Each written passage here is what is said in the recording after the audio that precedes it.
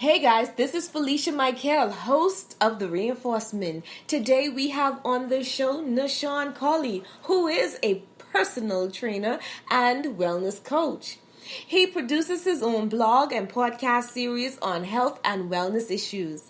He has many interests from business and finance to strength and conditioning. You may see him soon competing on some athletic stage somewhere. He looks like a bodybuilder, also trains athletes, but ladies, he's married. Welcome today to the show, Nashawn. Hey, thanks for inviting me. Today we'll be discussing exercise motivation. And Nashawn will give us tips on ways to stay motivated to achieve our fitness goals. Nashawn, tell us, how did your fitness journey get started? I guess ever since I can remember, since about the age of 10, I've been really interested in working out. I always wanted to be bigger, stronger, and faster. I remember watching television as a child and seeing athletes perform, like track and field stars and bodybuilders and other athletes, and I would always be inspired to be just like them, and I would try to mimic what they did. So I started designing my own workouts. I didn't have a coach at the time, at that age, but I started reading magazines and newspapers and almost anything I could get my hands on, and I started building my own program. I would do my push-ups and I would do my sit-ups and I would do these in my bedroom. And then what started to happen is I got more exposed as I got older. I would see other sports, or I would have the opportunity to compete, like in high school. And so there would be track and field, for example, and I would do long distance races and short races. And, again, my interest level would continue to grow. And then as I went through different seasons of my life, like when I went off to college, I got more into working out and then got exposed to more activities and more sports. And so again, this whole thing surrounding fitness and conditioning and strength and conditioning and all that good stuff just began to grow even more. So I started finding myself interested in martial arts and boxing and other areas. And so again, it just continued to grow. The more I got exposed, the more I wanted to do. Wow, Nashawn, your interest area is growing and you stayed motivated. And that's the next question that I would want to ask. Why do you think we lose motivation in the midst of achieving our workout goals? It's a really good question. I think in order to answer the question, we have to take a look at what motivation actually is. I believe that if we can go to the core of something and understand its basic components, then we can understand where to troubleshoot, or how to fix it, how to do it better. And when we look at the core or the root of motivation, first of all, understand that the definition, particularly from a Latin perspective of motivation, is really to stir, to move. So it's it's stirring to action. So something creates a stirring that causes us to do something. So, but with motivation, it's not just the dictionary definition alone. It's like there are more components to it, because there's the stirring, but then there are these components that create the stirring inside of us as human beings. So there's some psychological stuff that goes on in it. And so motivation, I liken it to like a wall or a house. And there are these walls in this house. There are these different walls. And at any particular time, if one of the walls is down, then the entire structure called motivation is down. So there are these different components. For example, like desire. When we talk about motivation, we can't help but talk about desire. It's this whole thing about wanting something. You want to lose weight. You want to have that good body. You want to have that muscular build. You desire to be better, bigger, and stronger. You desire to compete in a competition. You want it bad. And that's one thing that fuels or stirs you to action. But there's also other aspects as well. It may be a need, for example. when we take a look at the needs, that we all have needs. Whether it's a need for fulfillment or a need physically. You may need to work out, and we all do in some way, to maintain all of our inner resources to make sure that we're healthy and we're strong. And for some of us, it may be really medically important for us to work out, that we literally have to do it because we're mandated by the doctor, for example. Or if we don't do it, then maybe some health issue, we succumb down the line. So there's also this need in some respects that also causes us to get stirred. But then there's also faith. When you feel as if you can do something, you have faith in yourself and belief in yourself. Definitely. Then it also helps to stir you into action. Like if you know that you can walk in the gym, turn on the treadmill, and get walking, and you realize it's that simple, and you realize that you can build the body, you can lose the weight, you can compete in the competition, you can win the game, and you begin to believe in yourself. Then you start to also set the ground for being motivated to get it done.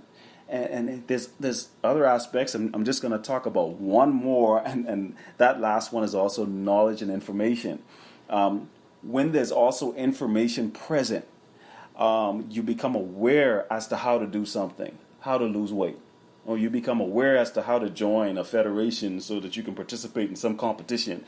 When you begin to understand and you get the information and you get like a competence, like you begin to know that you are capable of doing it, and you know what a set and a rep is, and you understand how to do an overhead press, and you understand how to do a squat, or you understand how to do like lateral raises or whatever the case may be.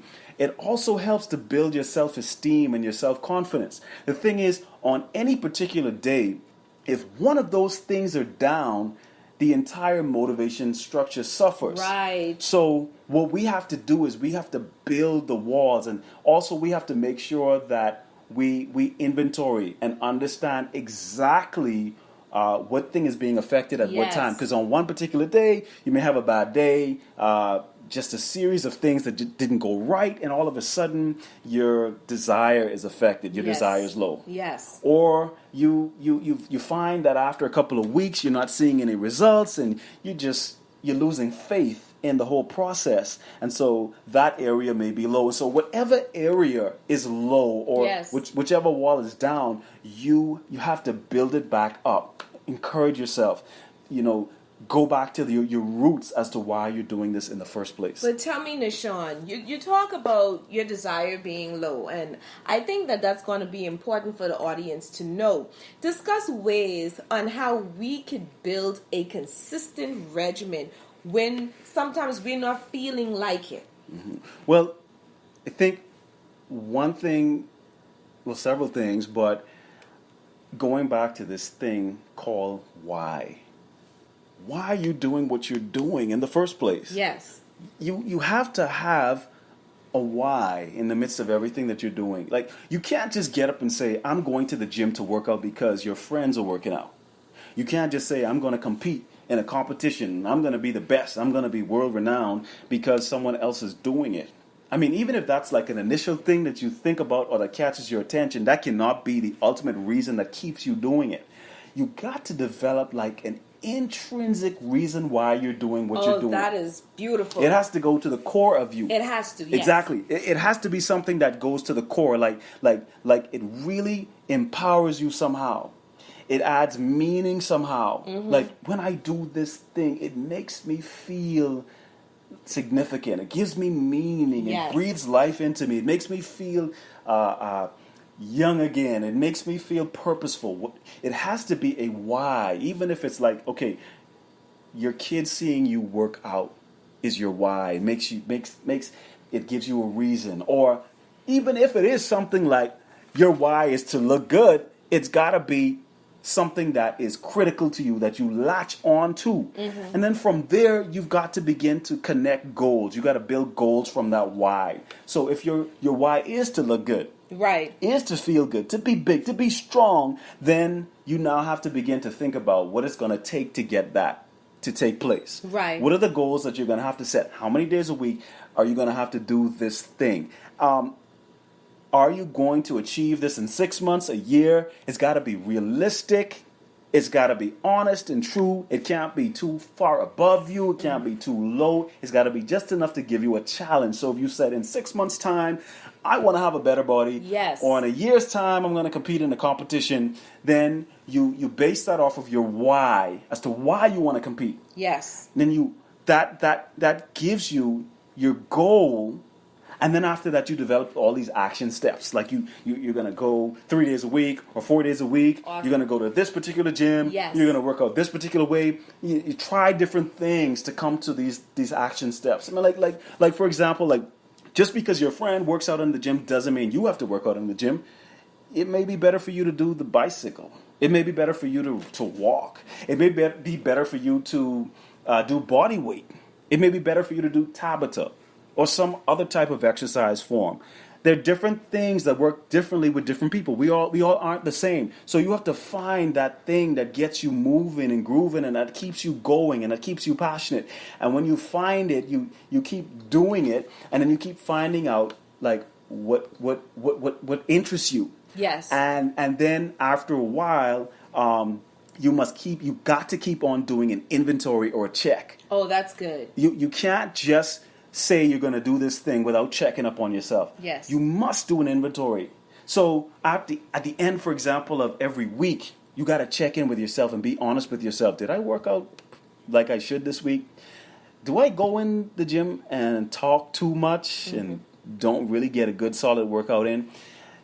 Am I making progress? Did I put on a pound this week? Did I lose a pound this week? Or it's got to be some goals. Because some people don't want to keep checking up on their weight. That's fine. That's not what I'm saying. I'm just saying that every week, at least once a week, you should check in with yourself to see, am I maintaining my goals? What did I do right this week? What didn't I do right this week? And then make adjustments. And as you keep doing it and you keep adding it to your life and you keep a consistent schedule so that it's just as easy as breathing or brushing your teeth, then what starts to happen is it becomes more and more a part of you. Right. And you look forward to doing it. It becomes a real habit. Yes.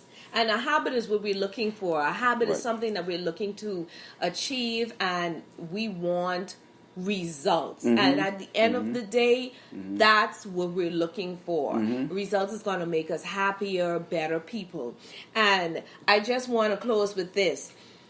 Give us 3 things that you would like for us to remember. What do you want the audience to walk away with and to implement right away?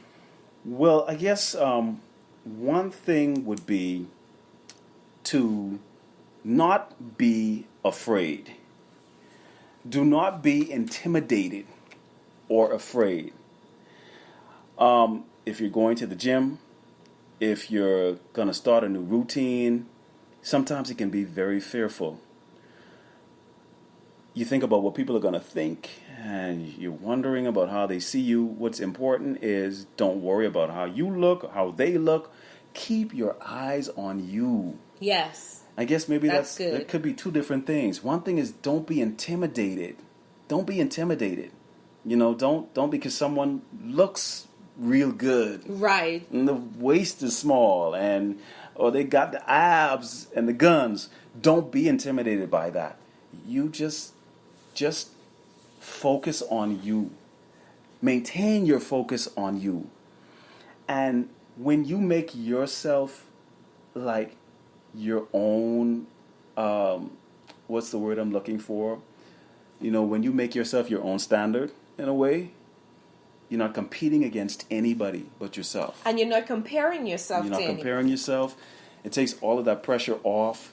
You decide where you want to go with this thing. Yes. You know, it's okay sometimes to say, hey, I'm inspired by that person, but you look at you. So Yes. don't be afraid and intimidated by equipment. Don't be afraid and intimidated by working out or anything.